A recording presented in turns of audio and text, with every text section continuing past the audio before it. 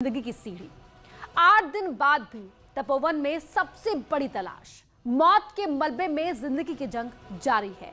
जिन लोगों के जीवित होने की उम्मीद की जा रही थी, वो आस अब टूटने लगी है।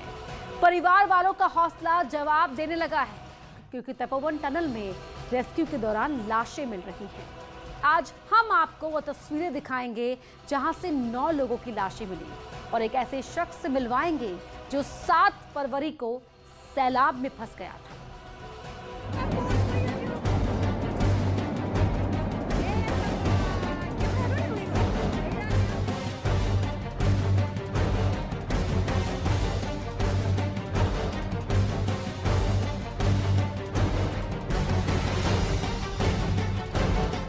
लगातार चल ही रहा है और उसके पीछे जो बैराज साइड का काम था उस पे भी काफी मशीन्स लगी हुई हैं दोनों साइड से।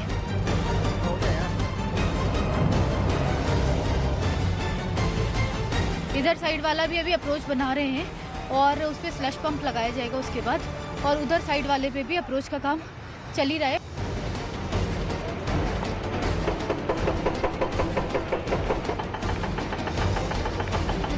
साथ में हमारी एनडीआरएफ भी है। रोड बनाते हुए भी उन्हें जहां लग रहा है कि यहाँ पे संभावना है वो वहां पे भी ढूंढ खोज कर रहे हैं थोड़ा सा।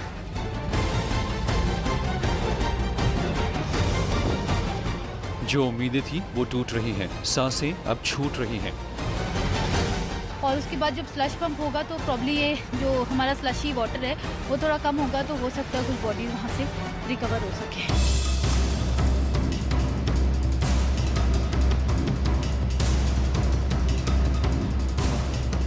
13 फरवरी तक हम जिंदा लोगों की संख्या गिन रहे थे, टनल में जीवन होने की उम्मीद कर रहे थे, लेकिन 15 फरवरी आते आते लाशों की संख्या बढ़ने लगी है और सैलाब में फंसे लोगों के लौटने की उम्मीदें भी टूटने लगी हैं। यहाँ टोटल 54 बॉडीज हो चुकी। टनल से कुल 9 रिकवर हुई हैं, 7 हमारी रैनी साइड से हुई हैं और अभी 54 का टोटल फिगर है हमारा। मलबे से जो लाशें निकल रही हैं वो बता रही हैं कि सैलाब ने उन्हें जीने का मौका ही नहीं दिया था। जिस वक्त पानी की तेज धार पत्थरों के साथ जिस्म पर टकराई, मौत उसी वक्त हो गई थी।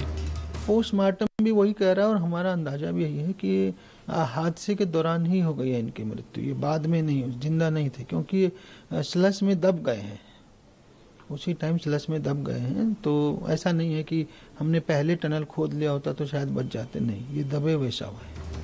यानी कि जिन लोगों के बारे में अब तक कहा जा रहा था कि टनल में अब भी जीवित हो सकते हैं, उनके लौटने की संभावना अब खत्म हो गई है। कड़ाके की ठंड में टनल के अंदर अगर 7 फरवरी को वो जिंदा बच भी गए होंगे तो 9 दिनों तक बिना कुछ खाए पिए इस ठंड में जीवित रहना भी मुश्किल है। अगर वो जिंदा मिल भी जाए तो किसी चमत्कार से कम नहीं होगा, लेकिन अब लोग लाशों के मिलने का इंतजार कर रहे हैं। सभी का पीएम हो चुका है और सभी का डीएनए सैंपलिंग भी रखा जा रहा है, डीएनए भी सैंपल करके रखा जा रहा है, जिससे कि बाद में रिलेटिव्स अगर जो अभी नहीं देख पा रहे हैं वो भी बाद में डीएनए सैंपल से हम उनको आइडेंटिफाई कर सके। और साथ में मुआवजा वितरण का भी जो काम है, जो हमारे आइडेंटिफाइड बॉडीज हैं उनका भी साइमल्टेनियसली चल रहा है।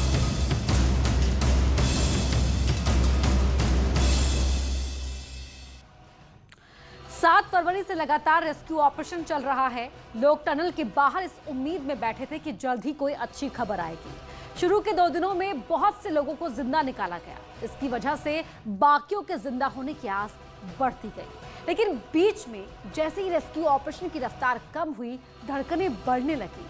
अब मानो लाशों को देखकर दिल बैठ गया है। इस वीडियो को देखिए।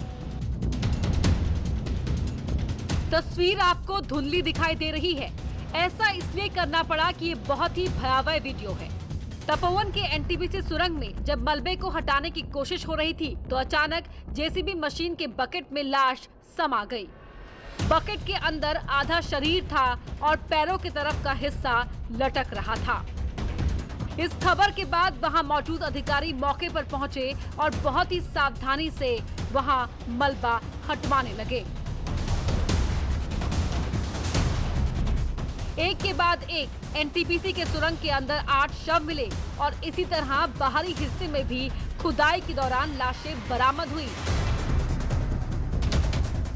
तपोवन साइट पर ये वही टनल है जिसके अंदर पिछले 9 दिनों से सर्च ऑपरेशन चल रहा है।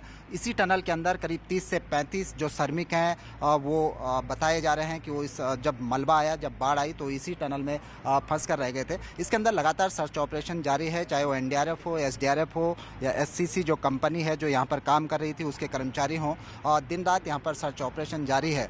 पिछले 2 दिनों में 9 बॉडीज़ अभी तक रिकवर की जा चुकी हैं। आज अर्ली मॉर्निंग भी एक बॉडी रिकवर की गई। कुल मिलाकर अभी तक 9 बॉडी इस टनल से रिकवर की गई। अभी उम्मीद ये है कि बाकी के जो लोग हैं वो लगातार इसी टनल के हिस्से में कहीं ना कहीं उनकी बॉडीज़ भी रिकवर की जा सकती हैं। हमने रोड मैप तो बनाए थे एक, लेकिन बीच में जाके डेड बॉडी मिलना शुरू हो गया। डेड बॉडी मिलने का साथ साथ क्या हो जाता है ना, ये नॉर्मल ह्यूमन टेंडेंसी है। हम भी उसको इंस्ट्रक्ट किए हैं डेड बॉडी को थोड़ा सा आराम से लेके बाहर आएँ ताकि वो कट ना जाए।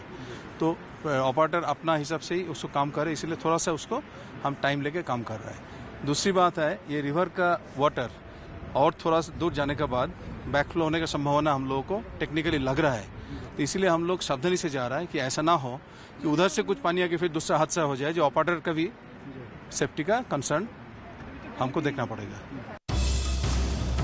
54 लाशें मिलने के बाद भी 154 लोग अब भी लापता हैं। टनल के अंदर 135 फीट से ज्यादा अंदर तक मलबा साफ कर दिया गया है। सुरंग के अंदर ड्रिल करके बाकी लाशों की तलाश की जा रही है, लेकिन अभी तक कामयाबी नहीं मिली है।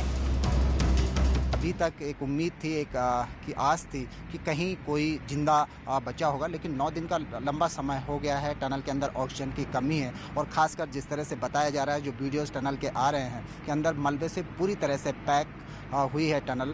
जो JCB यहाँ पर काम कर रही है उनको बड़ी दिक्कतों का सामना करना पड़ रहा है। जो बॉडीज़ हैं वो पूरी तरह से मलबे के साथ पैचअप हो चुकी हैं। उनको रिकवर करना भी अपने आप में एक बड़ी मुश्किल का काम है। कोशिश ये है कि जो बॉडी अंदर हैं उनको सकुशल रिकवर किया जा सके, तो इसमें भी एक लंबा वक्त लग रहा है। आप देख रहे हैं कि ये ट्रक अंदर से आ रहे हैं। एक समय में एक ट्रक अंदर जा सकता है, वो लूज मलबा वहाँ से ला रहा है।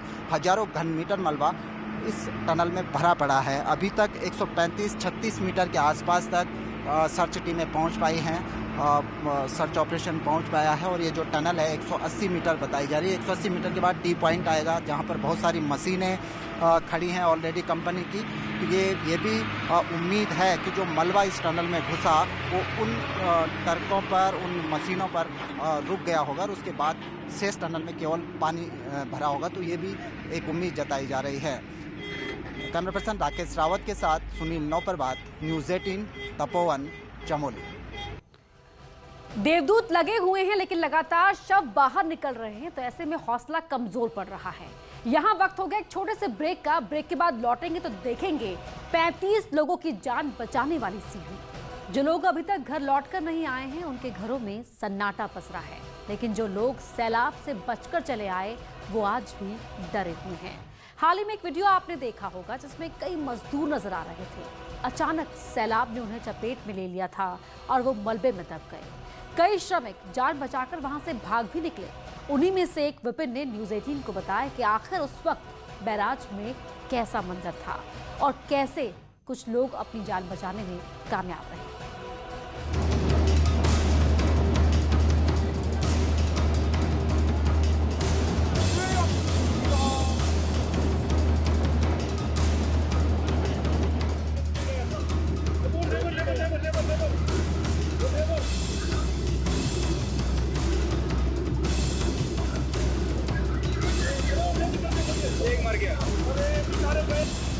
तबाही 7 फरवरी को आई और सैलाब का ये वीडियो 10 फरवरी को देश ने देखा।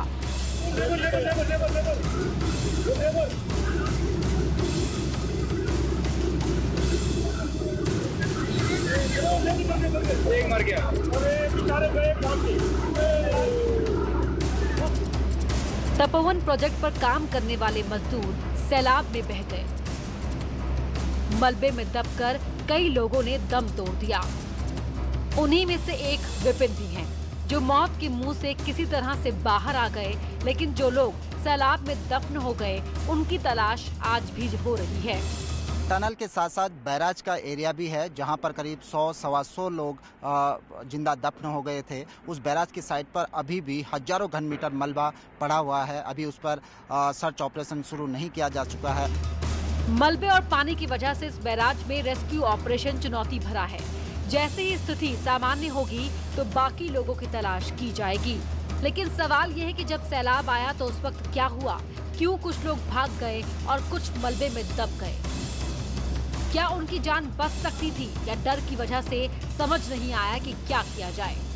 इस बीच हम आज आपको एक ऐसे शख्स से मिला रहे हैं जो उस समय इसी सेल्टिंग चैम्बर में काम कर रहा था। पीछे से वो बवंडर आया, बाढ़ आई, बड़ी संख्या में जो यहाँ पर 125 लोग काम कर रहे थे वो इसमें दब गए। विपिन उन खुशकिस्मतों में था। विपिन के साथ चंद लोग उन खुशकिस्मतों में थे जो पीछे से बाढ़ आ रही थी और आगे से विपिन भाग रहे थे और सकुशल बच निकले।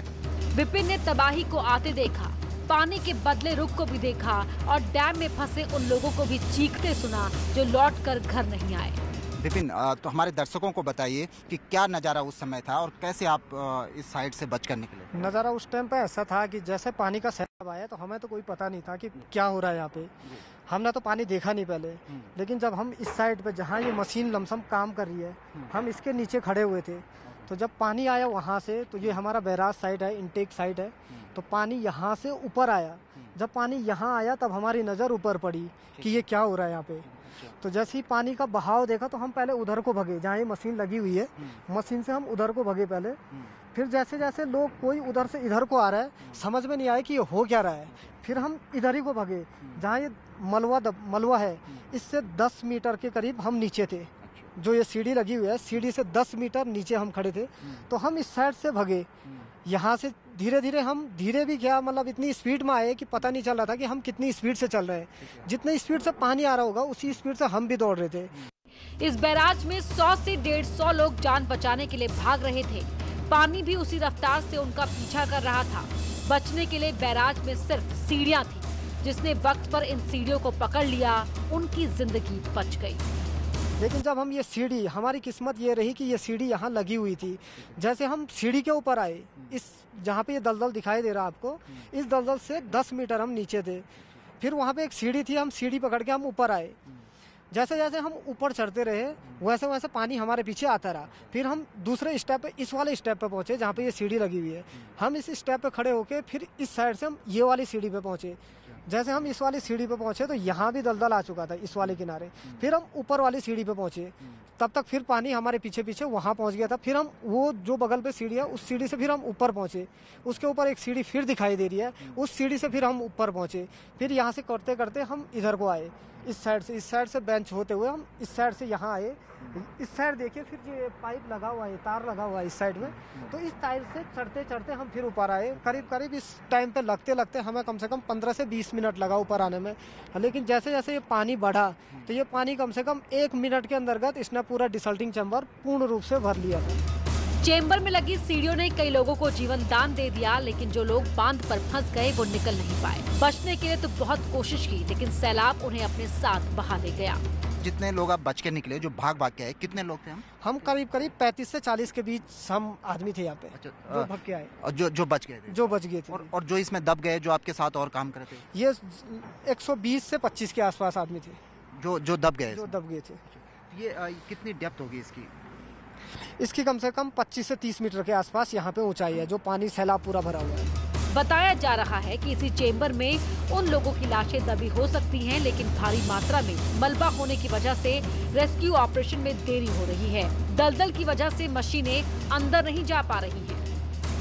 तो आप देख सकते हैं ये विपिन है जो 7 फरवरी को उस दिन यहाँ पर काम कर रहे थे एनटीपीसी की साइड पर सेल्टिंग चैम्बर में। जिस तरह से विपिन बता रहे हैं कि 20 से 25 मीटर इसकी डेप्थ है, तो आप मान के चलिए कि 20 से 25 मीटर की डेप्थ में पूरा कई हजारों घन मीटर मलबा इसमें भरा हुआ है और इसी में 125 लोग दफन हैं। यहाँ पर अभी सर्च ऑपरेशन शुरू नहीं किया जा सका है, लेकिन प्रयास किए जा रहे हैं। आप देख सकते हैं कि यहाँ पर दोनों साइड से सड़क बन रही है। पहले प्रयास ये करेगी NDRF की इसका जो मलबा है उसको पंप करके बाहर निकाला जा सके और उसके बाद यहाँ पर सर्च ऑपरेशन शुरू होगा। ये बेहद टफ काम है क्योंकि अभी पूरी तरह से दलदल है, हजारों घन मीटर इसमें मलबा है, लेकिन एक टारगेट भी है कि जो बॉडी है उनको हर हाल में रिकवर करना है। ये ऑपरेशन कब तक चलता है, कितने दिनों तक चलता है, यह भी कह पाना बेहद मुश्किल है। कैमरा पर्सन राकेश रावत के साथ सुनील नौपरबात, न्यूज़ 18 तपोवन।